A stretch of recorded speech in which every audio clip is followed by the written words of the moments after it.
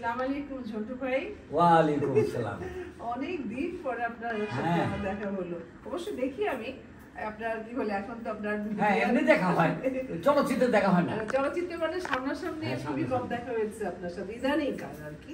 কিন্তু বাট সবসময় কিন্তু আপনাকে ইউটিউব চ্যানেল বলেন, আপনার যে কোনো মিডিয়াতে আপনাকে দেখা হয় আর কি। আমার খুব ভালো লাগে, কারণ হলো যে একটা সময় আপনার পরিচালনায় আমি অনেক ছবিতে কাজ করেছি, আর আপনাকে পরিচয় করে দেওয়ার তো কোনো কিছু নাই।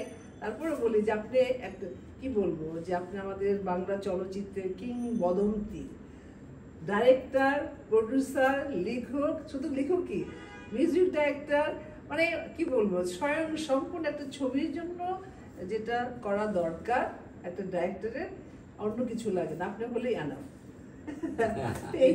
এত এতগুলো কোয়ালিটি, এটা মানে আপনি কি ছোটবেলা থেকে ছোটবেলা থেকে চিন্তা করতাম চলচ্চিত্র নিয়ে, যে এই ব্যাপারটা কিভাবে করে, ওটা কিভাবে করে, চিন্তা ভাবনা করতাম। যখন আর একটু বড় হয়েছি তখন এফডিসিতে লুকিয়ে ওইদিকে, এখন যেখানে সেদিকে না, এই এফডিসি 2 নম্বর ফ্লোরের অপোজিটে রেল লাইনের সাথে একটা ছোট খাল ছিল, খালটা নিয়ে পারে ওয়াল টপকে এসে শুটিং দেখতাম কিভাবে করে না করে, দেখতে দেখতে ক্যামেরাম্যান কিভাবে কাজ করে, লাইট কিভাবে হয়, ছোট মানে ক্লাস 8-9 যখন পড়ি তখন থেকে এখানে এসে সেইগুলি দেখতাম, তাই না? এই মানে মানে আসলে কিন্তু দেখলেই যে মানুষ শিখতে পারবে তা নয়, কিন্তু বাট ওই ধরনের মন মানসিকতা, ওই ধরনের নলেজ যদি থাকে তাহলে অটোমেটিক কিন্তু শিখতে পারে। তবে আমি নিজেকে খুব সৌভাগ্যবতী মনে করি যে আপনার পরিচালনায় আমি অনেকগুলো ছবিতে অভিনয়, প্রায় 25টা একেবারে আর কি। কিন্তু আমি সবসময় দেখেছি আপনাকে যে আপনার যখন পরিচালনাতে আমি অভিনয় করেছি, আপনার গল্প লেখাতে, যে আপনার কখনো মিউজিক ডাইরেক্টর বা ব্যাকগ্রাউন্ড কে করবে বা কোনটা কিভাবে হবে, এটা একাই সম্পূর্ণ আপনি হ্যান্ডেল করতাম। হ্যাঁ, করতেন। আমার কাছে ভালো লাগতো, মাঝে মাঝে নিজে অবাক হয়ে যেতাম, একটি মানুষ তার কত প্রতিভা, যে এত তার অ্যাসিস্ট্যান্ট আছে, তার অন্য অন্য সেকশনে সবাই আছে, কিন্তু সব কিছু হ্যান্ডেল করছে সে। সত্যি তার জন্য কিন্তু আজকে আপনি মনে করেন যে কি বলবো, যে এখনো পর্যন্ত এখনকার প্রজন্মে যারা আছে তাদের কাছে আপনি খুব পরিচিত। কারণ আমি অনেক সময় অনেক ইন্টারভিউতে আপনাকে দেখি, আপনার ইউটিউবের চ্যানেলে, অনলাইনেতে, যে কি বলবো, যে সবাই আর এত সাপোর্ট করে। তারপর আপনি আমাদের কি বলবো, এখনকার জন্য তো অবশ্যই আমাদের একজন গুরুজন, একজন শিক্ষক, সেই হিসেবে কিন্তু এখনকার যারা পরিচালক আছে সেই হিসেবেই কিন্তু আপনাকে দেখে, সেই সম্মানটাই দেয়। এটা আমার এত ভালো লাগে যে মানে ভাষায় বর্ণনা করার মতো না। আর একটা হলো যে মাঝে মাঝে আমি কিন্তু খুব মনে করি যে একটা সময় আপনার পরিবারের সাথে আমার এত সুন্দর সম্পর্ক ছিল, ভাবির কথা মনে পড়ে, হ্যাঁ রান্না। তারপর আমার মনে হয় বিয়েটাও বোধহয় আপনি অনেক পরেই করেছেন, পরে করেছেন না? আর সাইমন যে আপনার বড় ছেলে, এটা মনে আছে আপনার? হ্যাঁ মনে আছে, ও তো এখন ডাইরেক্টর। না কোথায়, মানে আমার ওর যে সাইমন হোটেলের, কক্সবাজার সাইমন হোটেলে তখন আমরা জানতে পারলাম যে ভাবি কনসেপ্ট করেছে, তাই না? তখন জসিম ভাই ছিল, তাই না? আমি তারপর অনেক আপনার আর্টিস্ট, ফারুক ভাই ছিল, জসিম ছিল, আলমগীর ভাই ছিল, সবাই ফান মানে বলছে না কি নাম হবে, সাইমন হোটেলের মধ্যে কনসেপ্ট করেছে, এইজন্য সাইমন হবে।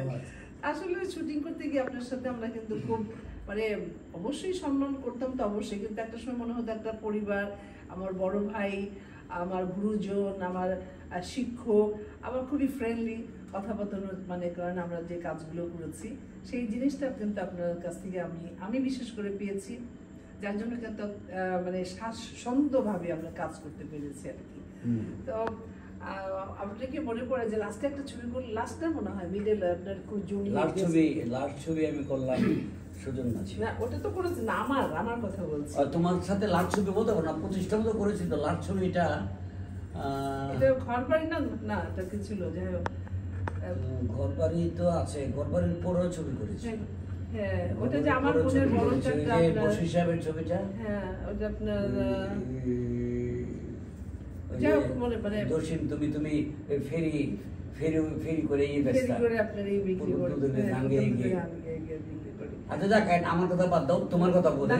না ওটা বলতে হবে। আপনি যে জুগলি, আমি মানে জুগলি ছিলাম একদম, জুগলি ড্রেস ট্রেস পরে প্রচুর টার্জেন নাকি টার্জেন টাইপের হাতি আমার সাথে, হাতি আমার সাথে, হাতি আমার সাথে। এটা তো জসিম ভাই, হ্যাঁ জসিম ছিল, এটা আমার নিজের প্রোডাকশনে ছিল। আপনার নিজের প্রোডাকশনে ছিল। আচ্ছা আমার কথা বাদ, তোমার কথা আমি বলি।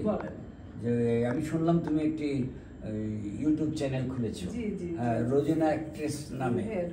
তবে আমার মনে হয় তুমি রোজিনাকে যেভাবে আমরা চলচ্চিত্রের সিনেমায় দেখতাম, একদম আগ্রহের সমস্ত দর্শকরা যেভাবে তোমাকে দেখতো, আমার মনে হয় তোমার এই ইউটিউব চ্যানেলটি দর্শকরা তোমার এই চ্যানেলে অবশ্যই গরজ করে দেখবে দর্শকরা। আমি মনে করি দর্শকরা আপনারা দেখবেন, রোজিনার একটি চ্যানেল তৈরি করেছে, ইনশাল্লাহ আপনাদের কাছে ভালো লাগবে।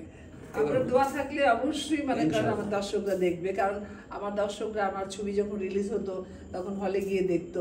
এখন আমার খুব ভালো লাগে জানেন, যে কোথাও গেলে এখনো, কারণ এখন তো আর অত ছবি করি না, তা পুরনো ছবি যে দেখে ইউটিউবের মধ্যে বা অন্য চ্যানেলে বা টেলিভিশনে, তো এখনো কোথাও গেলে বলে আমি আপনার ফ্যান ছিলাম। মানে হ্যাঁ, তোমাদেরকে তো বলবে না, বহুদিনই আছে তোমাদের। মানে এখনকার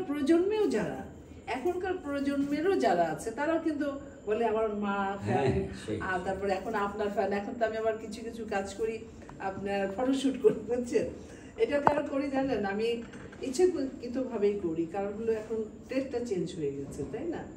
এখন যুগটা চেঞ্জ হয়ে গেছে, তা আমিও ভাবি কেন পিছিয়ে থাকবো, যুগের সাথে তাল মিলে চলতেই হবে। আর শুধু আমাদের দেশ না, পার্শ্ববর্তী দেখেন না জন্টু ভাই, আপনার রেখাকে দেখেন, মাধুরী দীক্ষিত দেখেন, আমরা করলে কোথায়? এটা তো কোনো ভালগারিটি না, আমরা সুন্দর হইতে মনে করেন যে নিজেকে প্রেজেন্ট করাটা।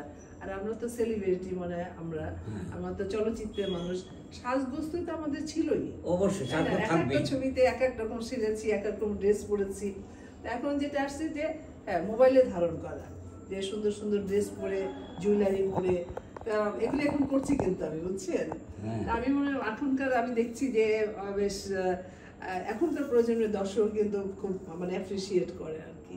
হ্যাঁ করবেই, তোমাদের মতো তো আর আসে নাকি লাস্ট, তোমাদের মতো মৌসুমী সামনের পরে আর তেমন আর কিছু দেখি নেই। তুমি শাবানা, ববিতা, তারপর মৌসুমীরা, এই তারপর বিরাট একটা গ্যাপ যাচ্ছে, আর পাচ্ছি না।